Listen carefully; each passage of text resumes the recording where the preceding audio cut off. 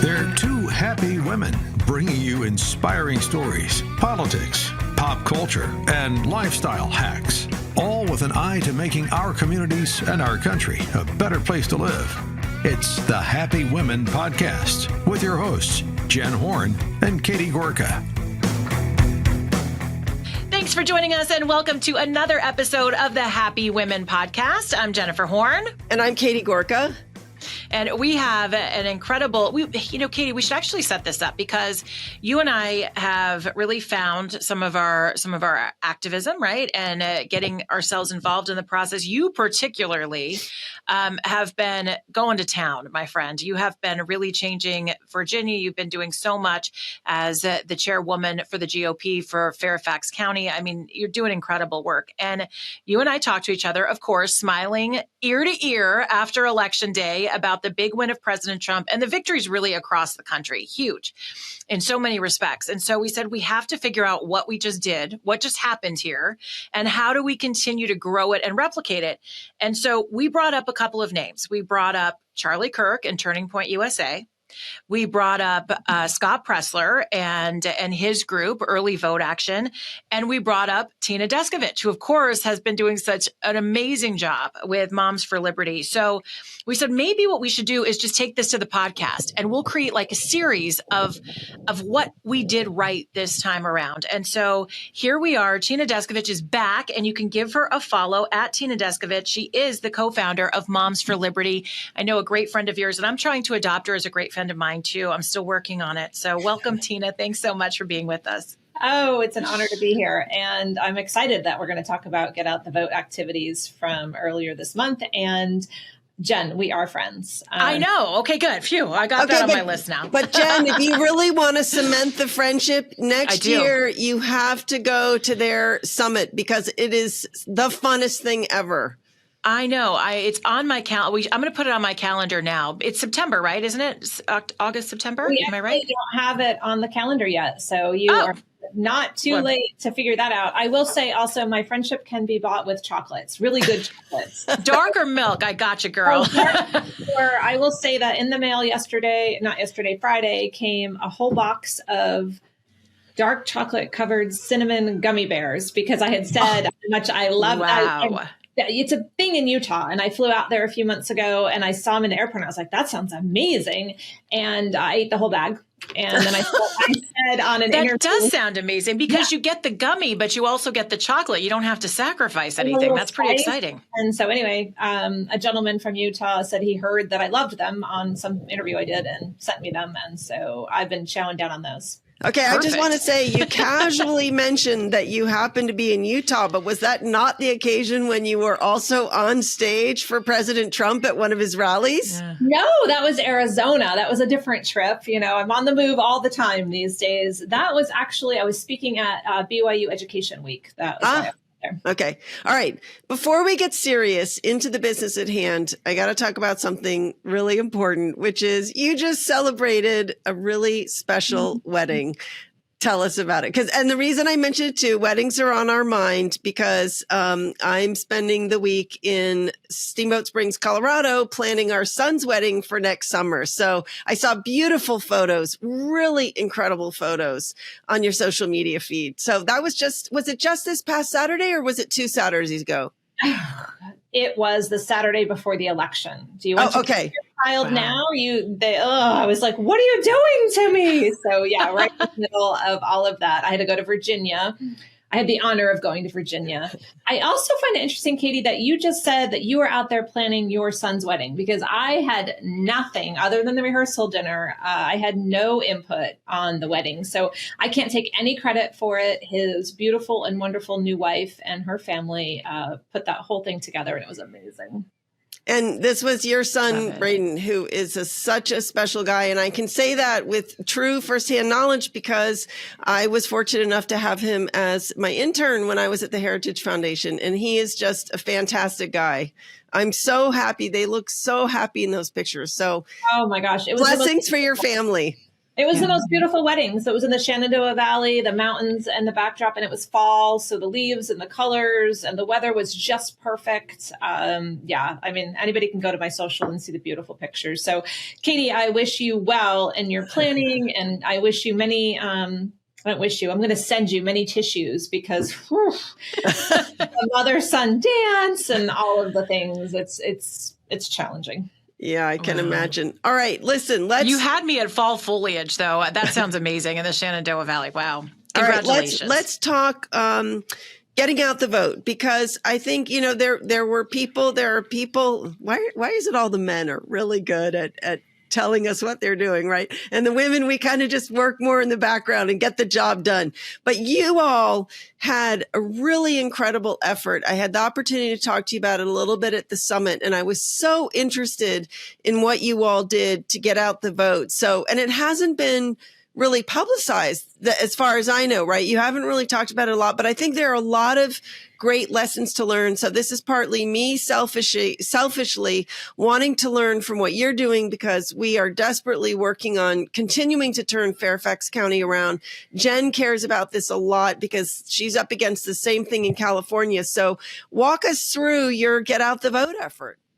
Oh, thank you for the opportunity. You're right. I see all of these people taking credit for the wins, and I'm like, but Moms for Liberty had played such a major role and nobody really knows it. And I'm not that great about, I just don't have that many followers on Twitter like Charlie Kirk, and I don't have my own podcast, and I'm not on the news daily like that. And so I really can't get the message out the way he can, but that's okay. I mean, we don't need credit per se, but I do think there's a lot to learn from what we did right and what we did wrong. And overall, I don't know how else to say this, but we kicked butt. Our results, which I haven't talked to you since the election. So our results, Georgia, we have final results in from day of voting down to who voted. And so, oh my gosh, it's remarkable. So I'll give you the summary of it. We started about 6 to 7 months prior to the election.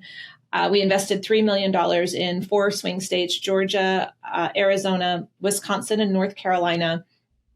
We put ambassadors in place. We took our moms that were already running chapters and we elevated them to ambassador level. And they traveled the state speaking about issues that were important to families. We invested in, texting and social media campaigns and videos, informing parents about the Biden Title IX rewrite, about what was happening at their most local levels. And so we didn't just say Biden Title IX rewrite is bad. We said, hey, Susie, your child that goes to the school at the end of your street, did you know there's boys in that girl's bathroom? Did you know that last week Mrs. So-and-so came and spoke at the school board meeting and said this, here's the video of what's happening in your school, to activate these people with things that they're the most concerned about. We didn't really stick to the high level issues. We micro-targeted.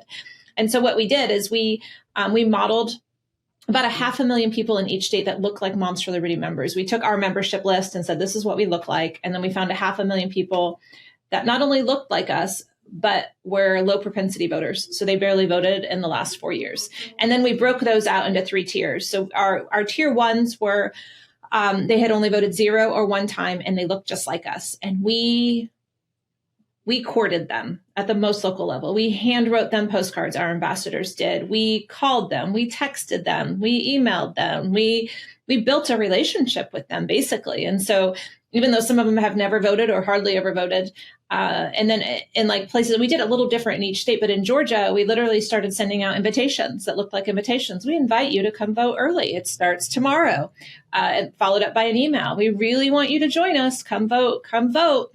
And then every day we would take off the list who voted. And so they wouldn't keep getting harassed. The only way you got harassed every day up until election day is if you didn't vote early or by mail. And, we did in Georgia, we did billboards. I mean, you name it, we did it to really grow and educate the community and then turn them out with the most local issues. And so Georgia, since we have the final numbers, remember, these are voters that have hardly voted. The state turnout rate was 72% for the whole election, but for the Moms for Liberty targets, you ready for this? 92% of the people Holy moly. Out. That's incredible. Wow. Okay, so that was through phone calls, postcards, emails, texting, text. Some door knocking. We got behind school board candidates and used our PAC to help promote them. And then got volunteers to knock doors for them to get them to turn out for their candidate. And then they impact that ballot. And we just fired on all cylinders, and we're laser focused on, from October 1st till November 5th, we did nothing else around here but get out the vote. So tremendous. That is incredible results. And when you communicated with them, because I think what's interesting, because I was looking through both Charlie and Scott Pressler's app. And so, for instance, if you use the Scott Pressler early vote action, he would specifically have you target your messaging if you were writing postcards to Jewish voters or to moms. Did you target this specifically to the mom aspect, or what kind of communication did you use with them? I would say parents, not necessarily. Parents, exactly. The parents. This was about children. This was for us. We stayed on our issues. We don't talk on about the children's issues. Yeah, we don't talk about Second Amendment. We don't talk about abortion. We talk about education and parental rights. That's who Moms for Liberty is. We stayed true to who we are. We only talked about those issues, and there were plenty of them in this election cycle to put out there to educate on, and plenty of them at the most local level. Did you know that only 20% of the kids in your community are reading on grade level? That we put that through Maricopa County left and right, like that. We used the actual school district scores and blasted it out and said, you need to vote for this guy or this gal that's running because they're going to help increase that. And so, the other 3 states that we worked in, we don't have the final day of voter list yet. And so we can't compare name to name, but we do have early and mail ballot results as of Sunday night before election. And in North Carolina and in Arizona, we had already passed 75% of our list had voted. And so it's also going to be a phenomenal number, which was way above the state average at the time. In Wisconsin, we were still way above the state average, but it was only at 46% voter turnout Sunday night before election. I think there's a lot of reasons for that. I don't know that we necessarily did worse in Wisconsin. The Wisconsin voter rolls are really, really, really bad. They're really dirty. And so some people that we were texting actually live in Florida now. And they said, why am I getting these Wisconsin ads? And then we picked it apart, and it's because they moved out of there 3 years ago. So they've only voted one time in Wisconsin in the last 4 years. They're registered in Florida. They've been voting in Florida. They're super voters here. But and according to Wisconsin, they'd only voted one time in the last 4 years. So the voter rolls are so dirty that I can't get a good sense of our correct numbers there. So I have a question about the events, because you and I have done a couple of events together, right? Doing events is a real challenge. And I'm just curious, what's your feeling now about, do you think those are important? Do you think they're helpful? Or would you focus instead on these other things where it's maybe a little bit easier to reach people? They're not so labor intensive. And if you're going to do events, were people coming? Like if you invite people, and what was drawing people? So the successful events we had were, I'd say, there's 2 type of events we do. We do trainings, and I would say those were very successful. So how to run for school board, how to be a school board activist.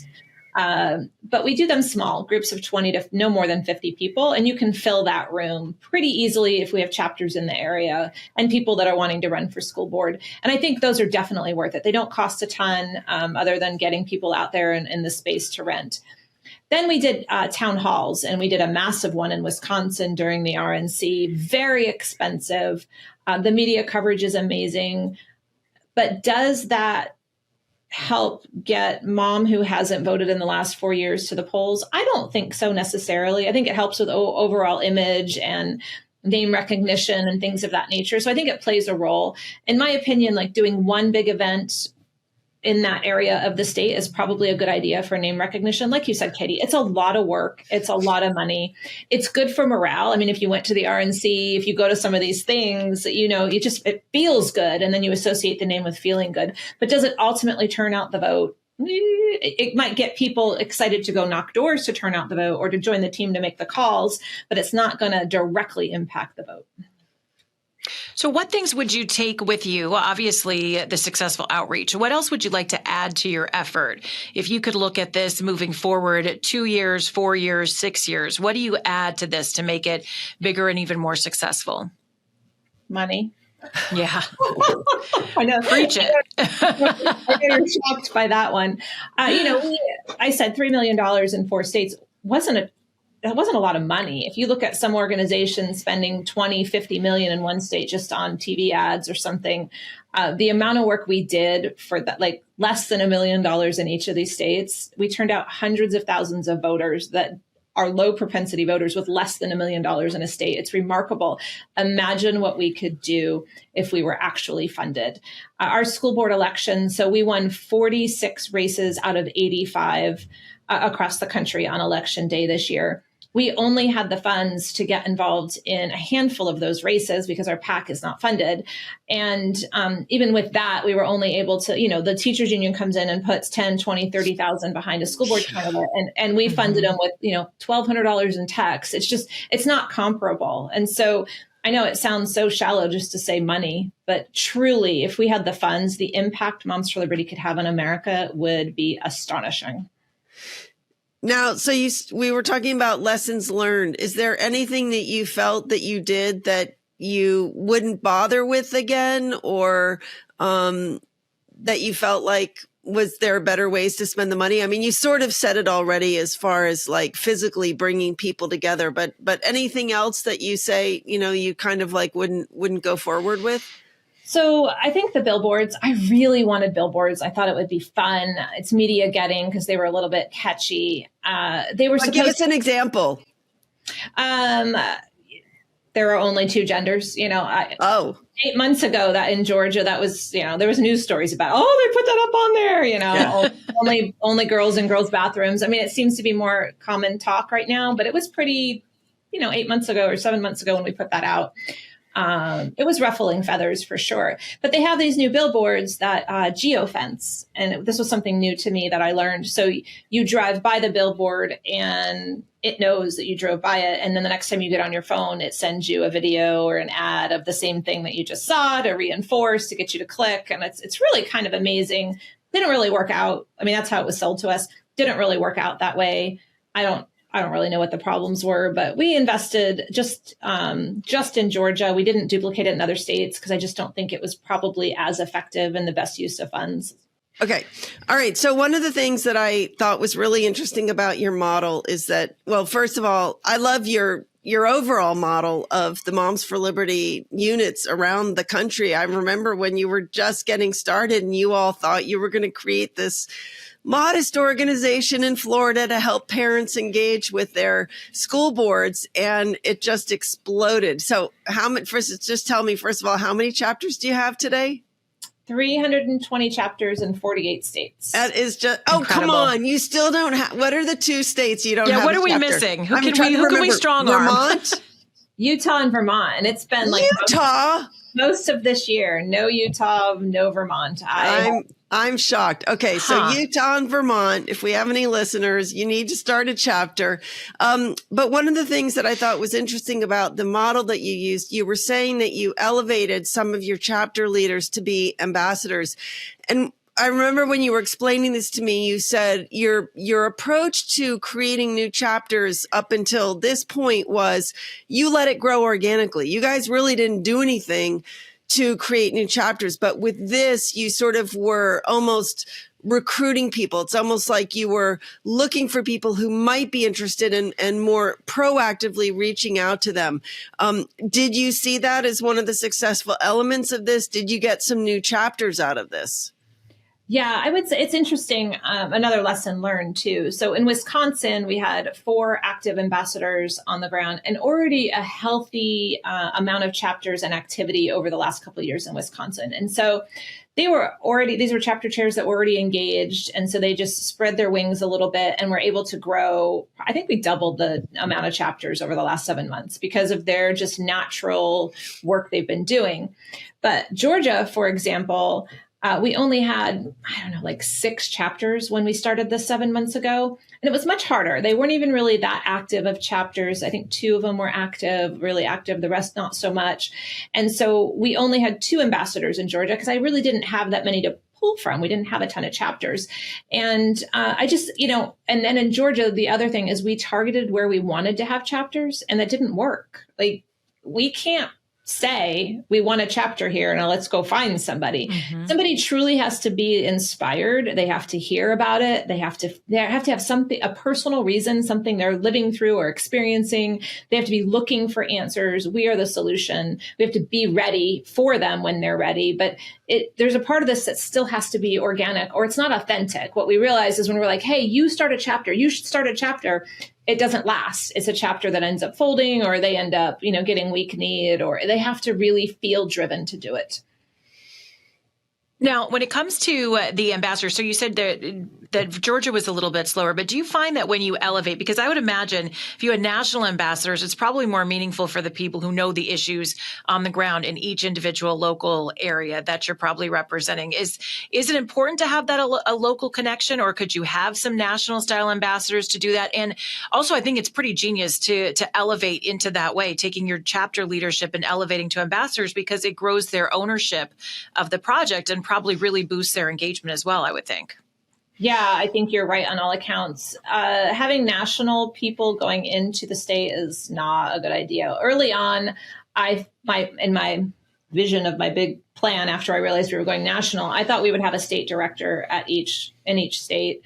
We hired one state director in one state, and it was a disaster. Not that she wasn't lovely, but the chapters are autonomous. And if the state director showed up to try to help, they felt like infringed on, like, we're doing our own thing, get out. And so the state director role did not last at all.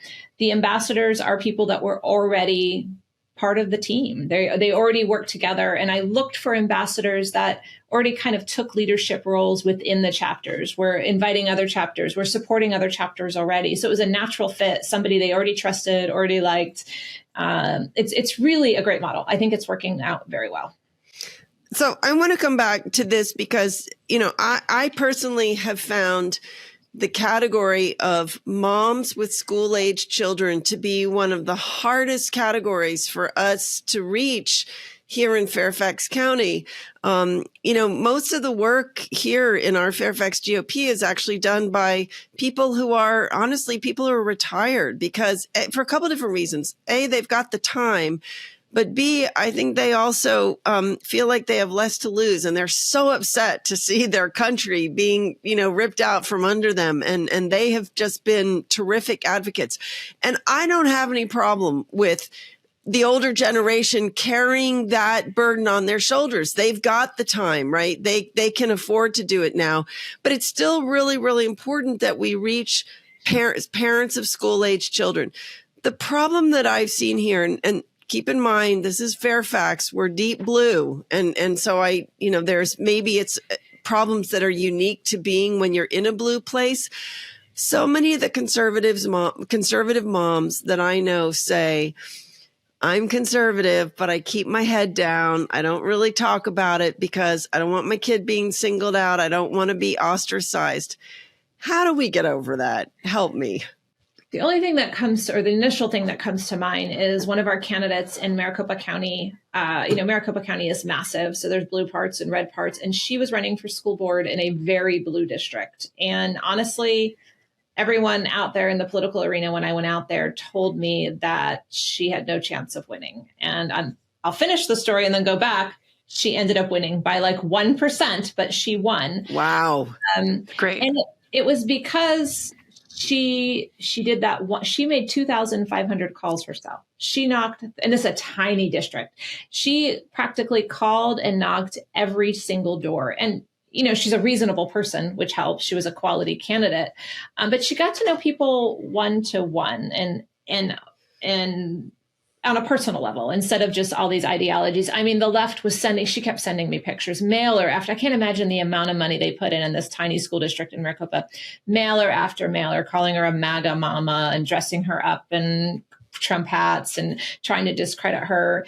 And that's what, Katie, that's what they're going to do to your moms. If one of your moms stands up at a school board meeting, they're going to call her MAGA mama and they're going to try to humiliate her. And so truly, it's just going to take 1, 2, or 3 brave women that don't care and are willing to stand up. And then others will find their courage, find their bravery, and it's contagious. But finding those 1 to 3 to start is complicated. I think there is a trend. We were talking about it. We talked about this a little bit earlier on, but I think there is a trend now where that we're normalizing things a little bit more, that we're seeing these changes where you can be a Trump supporter and you're not vilified. In California and Virginia and some of these places where Katie and I are, there's a shift going on. And I think the more that shift happens, the more parents are going to be able to come out and get behind some of these brave moms and dads who have started to run for school board. And I think it's going to be so helpful to all of us. Just as I do want to ask you a couple of questions about President Trump's agenda with education specifically in our final few moments. But if there's anything else, is there anything else that we're missing? Any big wins or losses or any lessons that we should take from you? No, I think you guys are digging. You guys are digging in very well and understanding. We try to be good diggers. We're working on it. So I want to ask you about President Trump and Linda McMahon. I know a lot of people want Linda McMahon, but she's an incredible business person. That's for sure. She does have some background in education. I know there have been some other names thrown around for Department of Education Secretary, but there are a lot of rumors that the Department of Education might just actually go bye-bye. And I've had a lot of moms in California come up to me and say, well, is he really going to be able to close down the Board of Education? And will it matter if he's able to do big changes across the board? Because we live in very blue California. And my point, and I'd love to know your thoughts on this, Tina, is you can incentivize financially states going towards school choice or being more parent friendly, or maybe you can incentivize schools actually notifying parents if kids want to change their gender. Imagine this. How do you see this playing out, President Trump's education agenda, and then particularly in states that might be blue? Well, so I'm looking at his platform. If you saw me looking away for a minute, I had listed out all over my social why, and I spoke about it at that Trump rally in Arizona, why I was supporting him and why I was voting for him. And so from his platform, number 16, cut federal funding to any school pushing CRT, radical gender ideology, and other inappropriate racial, sexual, and political content on our children. He verbally had said it was time to shut down the Department of Education. I think that is the direction he is going to go with Linda McMahon for sure. But I do want to caution your viewers and listeners, because it doesn't, I was at church 2 weeks ago and someone came up to me and said, you have got to stop this. I'm a teacher and he's going to shut it down. And so people hear that. Teachers, parents sometimes hear that and think there's going to be no more education. And so we have to be careful in the messaging here. I know it's fun for us that understand the role of the Department of Education and that it's only been around since the 70s. Like those of us that know are like, yes, get rid of it. But those of us that don't know and aren't educated on it, it sounds like we truly don't want kids to have an education. And so let's pause and be cautious there. You can get rid of the Department of Education, and education, not only can it thrive, it will thrive, and return it back to where the power belongs with the state. And so you're talking about incentives from the federal government to do the right thing. I would push back and say, I would rather not have that at all. I would rather truly return this back to the states and local government. States can do it. If people really understood that only about 10% of school funding comes from the federal government, for the most part, at least that's how it was here in my district in Brevard County, Florida. This isn't devastation. This is going to get a lot of red tape out. I know a lot of people are concerned about Title I schools and special needs. All of that can be handled in different ways instead of a bloated Department of Education. And so there's a lot to unpack there. Overall, it's a really good thing. And President Trump said he's going to do it. Okay, last question. I have to ask you about one of my favorite topics, which is we're approaching the semi-quincentennial. So 2026, we will be celebrating the 250th anniversary of the Declaration of Independence. I am so thankful on this Thanksgiving Day that President Trump will be in the White House so that we are celebrating and not lamenting that great holiday. But one of the big concerns is, for those of us who've been watching that process over the last couple of years, it was definitely leaning to the left. And I'm just curious, are you all at Moms for Liberty? Do you have eyes on this event? Do you see any role for you all in helping to celebrate this great anniversary? I'm as excited as you are. It's not been on my radar at all till I saw a video of President Trump talking about it and how he wanted to have the World's Fair. Yes, I love it. Yeah. We all love that. I was like, that's what I want my new job to be. I want to be in charge of putting that together and having a pavilion for each state and bringing in world leaders. And so I don't want to leave Moms for Liberty. I'm just saying, like, I was like, what a dream job. And your budget would probably be massive. Yeah. And you could just create the most amazing American experience right there at the Iowa State Fairgrounds, which are so fun in the first place. So short answer is we have not had anything to do with it. Our eyes have not been on it. I would love for us to have some role in some capacity. Like, that sounds super exciting and energizing. So, yay, I love it. Katie, since your husband just got that amazing appointment and will be hanging out with President Trump, have him mention that place. I will, 100%. I love it. Tina, thank you so much. I mean, first of all, just a huge congratulations for all of the hard work and for making such a difference. I really think it is so impressive, and it's what we all need to be doing. And thanks for sharing kind of the best practices and just what went right for you this election cycle. Tina Descovich is here, co-founder of Moms for Liberty. Always check them out, by the way. Get involved if you are in Utah or Vermont or anywhere. Check out Moms for Liberty. Start a chapter. Get involved. Grandparents, parents, this is something that is so important. It's our kid and our kid's future, and it means something. So thank you, Tina, for what you've done. Make sure you give her a follow, Tina Descovich, and also get Katie's book as well. It is Christmas season. Maybe some of you are doing Black Friday shopping. Cyber Monday will be right around the corner. Get the book, Next Gen Marxism. Oh, and give us that book, Libby Justice. I love it. Tina, tell us. I'm sorry to step on your book, Katie. You were just no, go for it. I let's love go. This. Let's I hear forgot it. to mention it. I forgot too. And then you said book, and I'm Yeah. oh, yes, our new children's book, Tiffany and I wrote, Libby Justice Goes to Williamsburg, and it is just a treasure. I love it so much. And you have to go actually to our foundation website, m4lfoundation.org, to order. They're on sale now for Christmas delivery. Yay. M for L. Foundation.org. Perfect. Okay, good. So get that book too. I mean, hello, that's adorable for your kids. I love it. It looks so cute just seeing it. If you're watching this, you see how cute the illustrations are. Okay, so Katie's book, katiegorka.org, Next Gen Marxism, if you want to pick that up. Follow her on Facebook, and you just have to search for Catherine Gorka. You can follow her on Twitter as well, Gorka Katie. Find me on X and Twitter at Jennifer Horn, and on Facebook and Instagram, Jennifer Horn Radio. And don't forget to share the podcast with your friends. 5-star reviews are super appreciated. We are so grateful for each and every one of you for joining us twice a week. We really appreciate you as we grow the Happy Women podcast. Thanks for joining us. This is another episode of the Happy Women podcast.